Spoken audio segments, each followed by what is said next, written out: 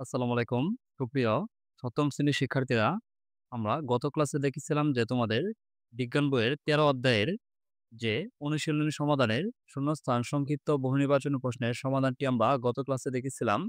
আজকে আমরা দেখব যে ১৪৫ পৃষ্ঠায় সৃজনশীল ১ এবং সৃজনশীল ২ এটি আমরা আজকের এই ভিডিওতে সমাধান করব। চলো আমরা প্রথমেই সমাধান করব সৃজনশীল ১ একের ক, অম্ল বা এসিড বৃষ্টি কি?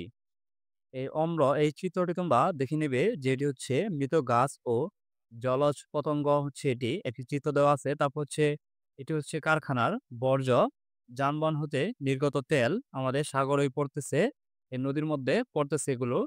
চলো আমরা প্রথমে এই কয়ের উত্তরটি দেখে নেব। অম্ল বা এসিড বৃষ্টি কি? আমরা দেখে নেই। কয়ের উত্তরটি হচ্ছে যে নাইট্রোজেন ও সালফারের অক্সাইড সহ বিভিন্ন অক্সাইড বৃষ্টির পানির সাথে মিশে পানিকে অ্যাসিড যুক্ত করে। অ্যাসিডযুক্ত পানি ভূপৃষ্ঠে বৃষ্টিরূপে পতিত হলে তাকে অম্ল বা অ্যাসিড বৃষ্টি বলে। আমরা তোমাদের এই কয়ের উত্তরটি দেখে নিলাম। তারপর দেখব আমরা খ, প্লাস্টিক মাটির জন্য ক্ষতিকর কেন ব্যাখ্যা করা। চলো আমরা এই ক্ষয়ের উত্তরটিও দেখে নেই। ক্ষয়ের উত্তরটি হচ্ছে প্লাস্টিক দীর্ঘদিন যাবৎ মাটিতে পড়ে থাকলে তা পচে না বা মাটিতে মিশে না। এতে মাটির উর্বরতা শক্তি কমে যায়। এছাড়া মাটির পানি ধারণ ক্ষমতাও কমে যায়। ফলে উদ্ভিদের স্বাভাবিক বৃদ্ধি ব্যাহত হয়। এসব কারণেই প্লাস্টিক মাটির জন্য ক্ষতিকর। আমরা তোমাদের এই ক্ষয়ের উত্তরটিও দেখে নিলাম। তারপর দেখব আমরা গ, উদ্দীপকের প্রাণীগুলো কি ধরনের সমস্যার সম্মুখীন হয়েছে কারণ সহ ব্যাখ্যা করো। আমরা এই যে তোমাদের এই প্রাণী হচ্ছে মাছ।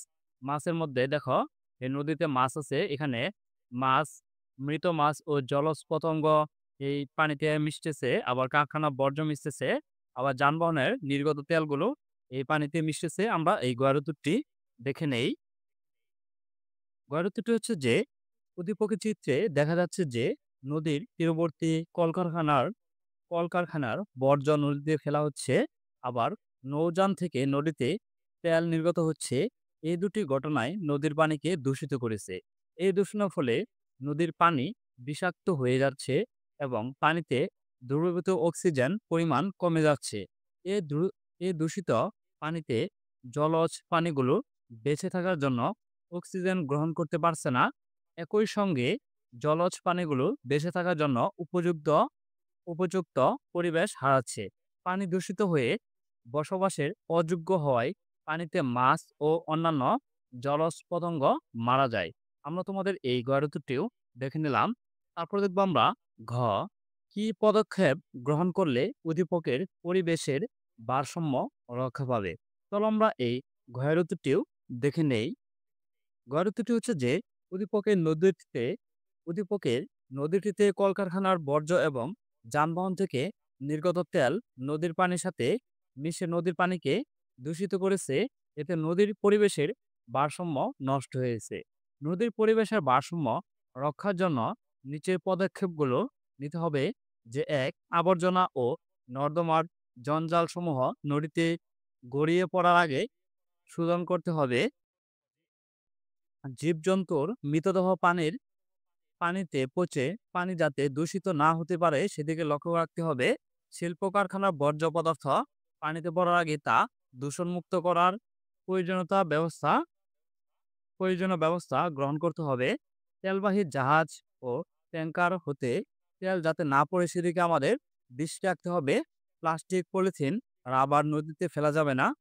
কীটনাশক ও রাসায়নিক সারের ব্যবহার বন্ধ করতে হবে। আমরা তোমাদের এই ঘয়ের উত্তরটিও দেখে নিলাম। আমরা তোমাদের এই সৃজনশীল ১ সমাধানটি দেখে নিলাম। তারপরে দেখবো আমরা সৃজনশীল ২ সমাধান। এখানে একটি গাড়ি আছে আর পি হচ্ছে এটি গাড়ির ধোঁয়া। চলো আমরা দেখে নেই। প্রথমে হচ্ছে ক, দূষণ কি? চলো আমরা এই কয়ের উত্তরটিও দেখে নেই। কয়ের উত্তরটি হচ্ছে যে পরিবেশের বিভিন্ন উপাদানের যেসব পরিবর্তন মানুষ ও উদ্ভিদ সহ অন্যান্য প্রাণীর জন্য ক্ষতিকর তাই হচ্ছে দূষণ। আমরা তোমাদের এই কয়ের উত্তরটিও দেখে নিলাম। তারপর দেখবো আমরা খ, পানি দূষণ কেন ক্ষতিকর। চলো আমরা এই ক্ষয়ের উত্তরটিও দেখে নেই। ক্ষয়রোগটি হচ্ছে যে পানির সর্বোৎকৃষ্ট ব্যবহার হচ্ছে পানি আমরা পান করি, কিন্তু দূষিত পানি পান করলে আমেষ হয়, ডায়রিয়া, কলেরা, জন্ডিস, টাইফয়েড ইত্যাদি রোগ হয়। পানি দূষিত হলে সে পানিতে মাছ ও অন্যান্য জলজ প্রাণীও বাঁচতে পারে না। ফলে পানির পরিবেশের ভারসাম্য নষ্ট হয়। এজন্য পানি দূষণ ক্ষতিকর। আমরা তোমাদের এই ক্ষয়রোগটিও দেখে নিলাম। তারপর দেখবো আমরা গ, পরিবেশের উপর কি ধরনের সমস্যা সৃষ্টি করবে ব্যাখ্যা করা। চলো আমরা এই ক্ষয়রোগটিও চলো আমরা এই ক্ষয়রোগটিও দেখে নেই। এটি হচ্ছে পি হচ্ছে এই গাড়ি থেকে যে ধোঁয়াটি বের হয়, এটি আমরা দেখে নেই। ক্ষয়রোগটি হচ্ছে যে উদ্দীপকের চিত্রে গাড়ি থেকে যে ধোঁয়াটি নির্গত হচ্ছে, তার ফলে বায়ু দূষণ ঘটে। পরিবেশে এ ধোঁয়া নানা রকম সমস্যার সৃষ্টি করে। এসব ধোঁয়ার সাথে নির্গত হয় কার্বন, কার্বন মনোক্সাইড, কার্বন কণা এবং কার্বন ডাইঅক্সাইড। বায়ুতে কার্বন মনোক্সাইড পরিমাণ বেড়ে গেলে মানুষের শ্বাসকষ্টজনিত রোগ থেকে শুরু করে ক্যান্সারের মতো মারাত্মক রোগ হতে পারে। এ ধোঁয়া বায়ুর সাথে মিশে এসিড বৃষ্টির সৃষ্টি করে, যা শুধু মানুষের জন্য নয়, জলজ প্রাণীর জন্যও ক্ষতিকর। এর ফলে বনভূমির ধ্বংস হচ্ছে। এসব ধোঁয়া বায়ুমণ্ডলের সম্পর্কে আসার পর পৃথিবীর তাপমাত্রা বৃদ্ধি পায়। আমরা তোমাদের এই ক্ষয়রোগটিও দেখে নিলাম। তারপর দেখবো আমরা ঘ, উদ্দীপকে দেখানো সমস্যার সমাধানে আমাদের করণীয় কি তা যুক্তিসহ বিশ্লেষণ করো। চলো আমরা এই ক্ষয়রোগটিও দেখে নিলাম। এই ধোঁয়া আমরা কিভাবে থামাতে পারি, যে আমাদের বায়ু দূষণ না হয়, সেই বিষয়গুলো আমরা দেখে নেই। ক্ষয়রোগটি হচ্ছে যে উদ্দীপকের সমস্যাটি হচ্ছে যে বায়ু দূষণ। আর বায়ু দূষণের কারণেই পরিবেশের ভারসাম্য নষ্ট হয়।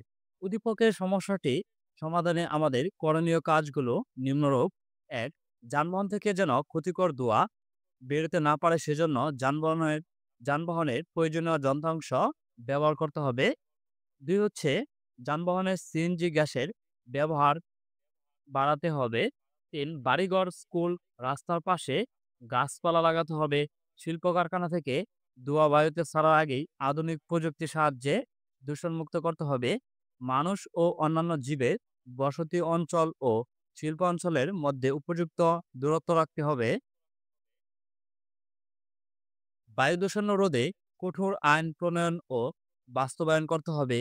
যেখানে সেখানে মূলমত্ত ত্যাগ করা বন্ধ করতে হবে। ঘরবাড়ির ময়লা আবর্জনা ও খাদ্যদ্রব্যের উচ্ছিষ্ট যেখানে সেখানে না ফেলে মাটিতে গর্ত করে মাটি চাপা দিতে হবে। আমরা তোমাদের এই সৃজনশীল ২ এর গয়ের উত্তরটিও দেখে নিলাম। ধন্যবাদ শিক্ষার্থীরা। আমরা তোমাদের এই সৃজনশীল ১ এবং সৃজনশীল ২ সমাধানটি দেখে নিলাম। আমরা আগামী ক্লাসে দেখব চতুর্দশ অধ্যায়, যে ১৪ নং অধ্যায়টি আছে, জলবায়ু পরিবর্তন। এই অধ্যায়টি আমরা বিস্তারিত আলোচনা করব এবং যে তোমাদের অনুশীলনীটি আছে, সেটি আমরা আগামী ক্লাসে সমাধান করব।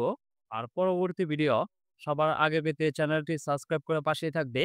আর যারা সাবস্ক্রাইব করেছো তাদেরকে অসংখ্য ধন্যবাদ।